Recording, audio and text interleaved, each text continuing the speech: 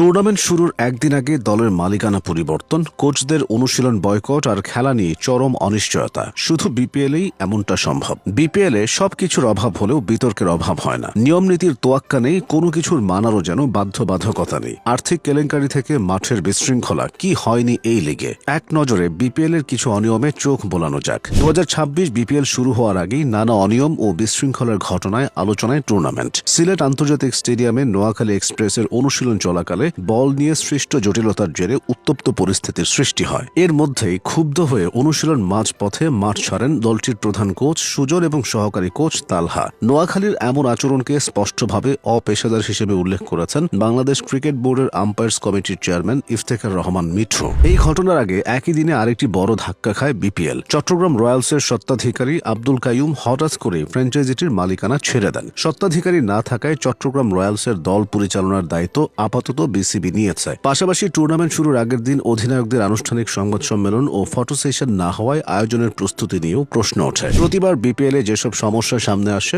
সেগুলোর মধ্যে আর্থিক অনিয়ম অন্যতম। সবচেয়ে লজ্জাজনক ঘটনাটা ঘটেছে 11তম আসরে, যেখানে রাজশাহীর ক্রিকেটাররা ঠিকঠাক বেতনটাও পাননি। সে আসরে চট্টগ্রাম পর্বে প্রথম প্রকাশ্যে আসে রাজশাহীর পারিশ্রমিক সমস্যা। বন্দর নগরীতে গিয়ে অনুশীলন করেননি দলটির ক্রিকেটাররা। পারিশ্রমিকের 1 টাকাও না পাওয়ায় ম্যাচ বয়কটের হুমকিও দেন এনামুল হক ও তাসকিন আহমেদরা। এমন ঘটনা ফ্র্যাঞ্চাইজি ক্রিকেটের ইতিহাসে আর ঘটেছে বলে শোনা যায় না। এই লজ্জাজনক ঘটনাটি দেশি বিদেশি সংবাদ মাধ্যমে ফলাও করে প্রচার হয়েছিল, কিন্তু তাও সমাধান আসেনি। ক্রিকেটারদের দেয়া চেকগুলো একের পর এক বাউন্স হতে থাকে। শেষ পর্যন্ত দলটি টুর্নামেন্ট থেকে বাদ পড়লে টাকা না পেয়ে ক্রিকেটাররা টিম হোটেলে আটকা পড়েন। শুধু ওই আসরে না, টাকা নিয়ে অতীতেও ঝামেলা হয়েছে। 2012 সালে ইংল্যান্ডের 13 ক্রিকেটার টাকা না পাওয়ার বিষয়টি ব্রিটেনের জনপ্রিয় গণমাধ্যম দ্য গার্ডিয়ানেও এসেছিল। প্রতিবেদনে বলা হয়েছিল, ক্রিকেটারদের যে অঙ্কের অর্থ দেওয়ার কথা ছিল কেউই তার পুরোটা পরিশোধ করেননি। বাংলাদেশ ক্রিকেট বোর্ড দলগুলোর মালিকদের সাথে একের পর এক আলোচনা করে এই দায় মিটিয়েছে 2015 সালে। শুধু ইংল্যান্ডেরই নয়, প্রায় 2.5 বছর পর 2015 সালে স্থানীয় ক্রিকেটারদের পাওনাও মিটিয়েছিল বিসিবি। গ্যারান্টর হিসেবে বাংলাদেশ ক্রিকেট বোর্ড টাকা দিয়েছিল। বিপিএল আসলে কিছু দল মালিকদের আচরণ নিয়ে প্রতিবার তীব্র সমালোচনা শুরু হয়। তারা বিদেশি ব্র্যান্ড অ্যাম্বাসেডর ও মেন্টরদের জন্য অনেক টাকা ব্যয় করলেও স্থানীয় খেলোয়াড়দের প্রাপ্য অর্থ দিতে গড়িমসি করে। 2025 বিপিএলে পারভেজ হোসেন ইমনের মতো তরুণ প্রতিভাবান খেলোয়াড়দের অর্থ আটকে রাখা এবং মালিকদের আত্মতৃপ্তির অজুহাত দেখানো পেশাদার ক্রিকেটের জন্য ছিল লজ্জাজনক।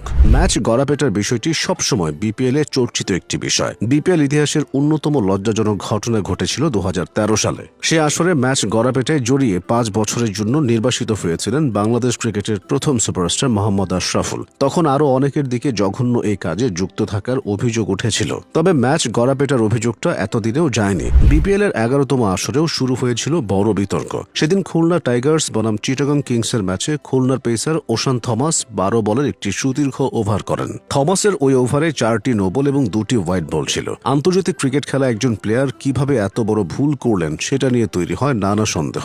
এখনও বিষয়গুলো নিয়ে তদন্ত হচ্ছে। সন্দেহের তালিকায় থাকায় বিজয় সহ আরও কিছু ক্রিকেটারকে নিলামেই রাখা হয়নি। মাঠের বাইরের এসব অনিয়মের পাশাপাশি মাঠের ভেতরেও বিপিএল নিয়ে অভিযোগের শেষ নেই। আম্পায়ারিং বিতর্ক, হুটহাট ম্যাচের সূচি পরিবর্তন ও ডিআরএস না থাকার মতো বিষয়গুলো বিপিএলকে সমালোচনায় বিদ্ধ করেছে।